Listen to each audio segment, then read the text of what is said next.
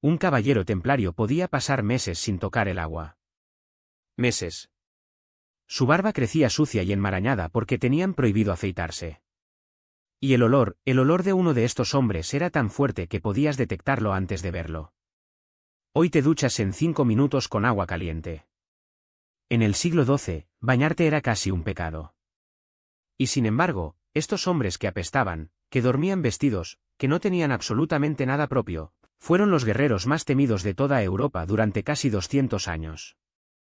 En los próximos minutos vas a entender exactamente qué entrenamiento, qué armas y qué reglas brutales transformaban a un hombre normal en una máquina de matar que prefería morir antes que retroceder un solo paso. Y al final vas a entender el detalle exacto que hacía que los ejércitos musulmanes prefirieran ejecutar a un templario capturado antes que dejarlo vivo. Un detalle que tiene que ver con algo que les prohibían hacer. Pero antes de hablar de espadas y batallas, tienes que entender cómo se convertían en esto. Porque no nacían siendo templarios. Se hacían.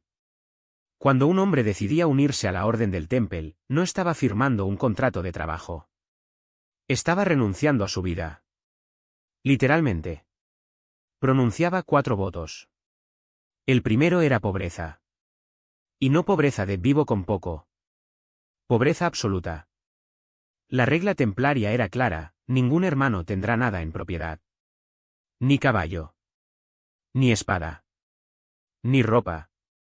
Ni un maldito cuchillo. Todo pertenecía a la orden.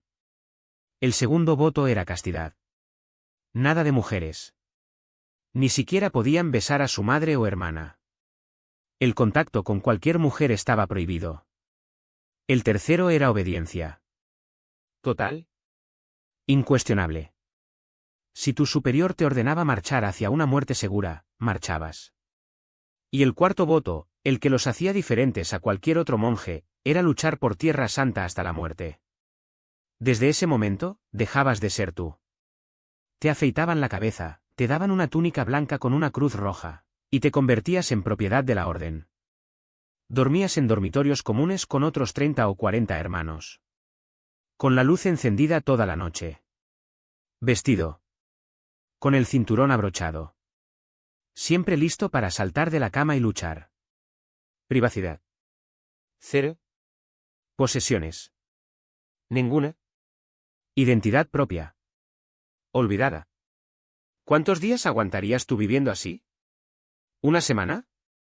2. Estos hombres lo hacían durante décadas. Y esto era solo el comienzo. Porque lo que venía después era mucho peor. El entrenamiento templario no era como ir al gimnasio. Era un proceso diseñado para convertir tu cuerpo en un arma y tu mente en algo que no conoce el miedo.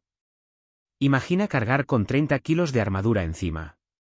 Cota de malla, yelmo, espada, escudo. Y ahora imagina correr. Luchar. Montar a caballo durante horas. Con ese peso. Bajo el sol de Tierra Santa. A 40 grados. Cada día. Durante años. Pero el entrenamiento físico era solo una parte. La más fácil, en realidad. Lo que realmente los convertía en máquinas de matar era aprender a funcionar en el caos absoluto de una batalla medieval. Piénsalo. No existían radios. No había forma de comunicarse a distancia. Solo trompetas. Tambores. Y el ruido ensordecedor de miles de hombres gritando, muriendo, el choque del metal contra el metal. Los caballos relinchando, los heridos suplicando. Los templarios entrenaban específicamente para ignorar todo eso. Para escuchar solo las señales. Para mantener la formación aunque el hombre de al lado acabara de perder la cabeza. ¿Y funcionaba? En 1177, en la batalla de Montgisard, un ejército de apenas 500 hombres, 500, enfrentó al mismísimo Saladino con 26.000 soldados. 500 contra 26.000. Los templarios cargaron directamente contra el centro del ejército sarraceno. Con una coordinación tan perfecta, con una ferocidad tan absoluta, que rompieron las líneas enemigas. Saladino escapó por los pelos.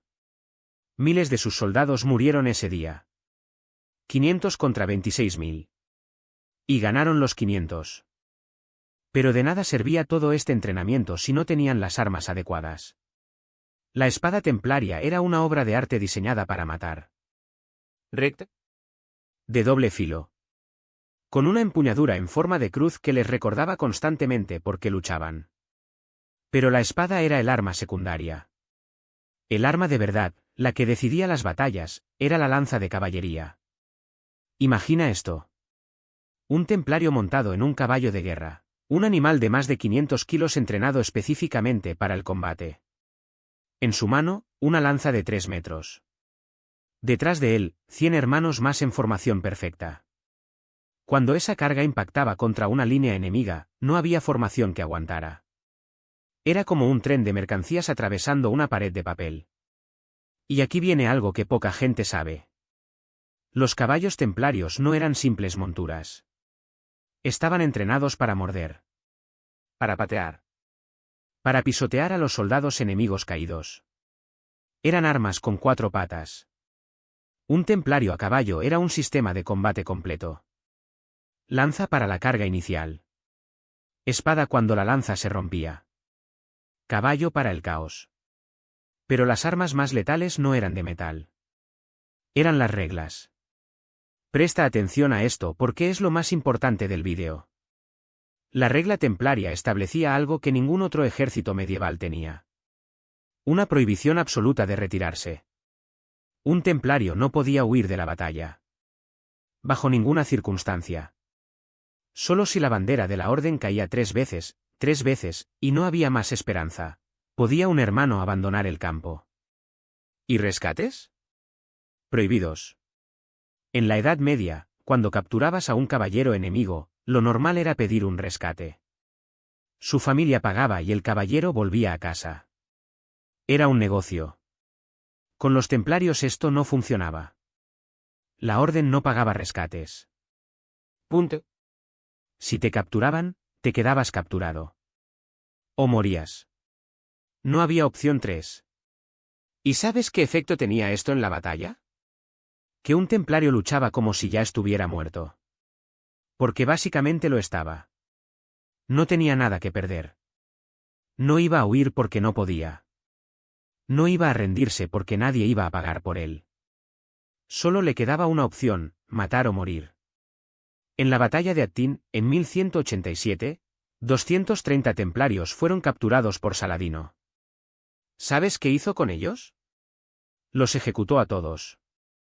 Uno por uno. Personalmente ordenó que fueran decapitados. ¿Por qué? Porque Saladino entendía algo fundamental. Un templario capturado que no podía ser rescatado, que no iba a huir, que seguiría luchando hasta su último aliento si le dabas la oportunidad, era más peligroso vivo que muerto. Ese era el detalle que prometí contarte al principio. Los ejecutaban porque las propias reglas de la orden los convertían en una amenaza incluso como prisioneros. Y había algo más. El miedo más grande de un templario no era morir. Era perder el hábito. Si un hermano cometía un crimen grave, era expulsado de la orden. Le quitaban la túnica blanca. La cruz roja. Y lo echaban. Esa deshonra era peor que cualquier muerte. Peor que cualquier tortura. Un templario prefería 1000 veces caer luchando que vivir como un hombre que había perdido su honor. Piensa en lo que significa eso. Hombres que no tenían miedo a la muerte. Que no tenían miedo al dolor. Solo tenían miedo a la vergüenza. ¿Cómo luchas contra eso? Jacques de Molay, el último gran maestre, lo demostró hasta el final. Cuando la orden fue perseguida en 1307, lo capturaron. Lo torturaron durante 7 años. 7 años de dolor inimaginable. Le arrancaron confesiones falsas. Admitió herejías que nunca había cometido. Cualquiera lo habría hecho. Pero en 1314, cuando lo llevaron a la hoguera, hizo algo increíble. Se retractó públicamente. Proclamó la inocencia de la orden. Sabiendo que eso significaba una muerte mucho más lenta y dolorosa. Según las crónicas, mientras las llamas lo consumían, maldijo a sus acusadores. Al Papa Clemente. Al rey Felipe de Francia. Les dijo que antes de un año estarían ante el tribunal de Dios. Ambos murieron en menos de 12 meses. Así terminaron los caballeros templarios. Perseguidos. Torturados. Quemados vivos. 200 años de historia borrados por la codicia de un rey. Pero lo que quedó, lo que todavía nos fascina hoy, es esa imagen de hombres que eligieron vivir de una forma que nosotros nunca podríamos soportar. Sin baños. Sin privacidad. Sin posesiones. Sin miedo. La próxima vez que te quejes de tu día, piensa en un templario del siglo XII. Despertando antes del amanecer. Rezando durante horas. Entrenando con 30 kilos de armadura bajo un sol abrasador. Comiendo la misma comida insípida. Durmiendo vestido con otros 40 hombres en la misma habitación. Y haciendo todo eso, feliz. Convencido de que estaba sirviendo a algo más grande que él. Eso es lo que los hacía invencibles. No las espadas. No las armaduras. La convicción absoluta de que su vida tenía un propósito. Si te interesa seguir descubriendo cómo era realmente la vida en la Edad Media, esos detalles que los libros de historia no cuentan, suscríbete al canal. Cada semana exploramos el pasado de una forma que te hará agradecer vivir en el presente.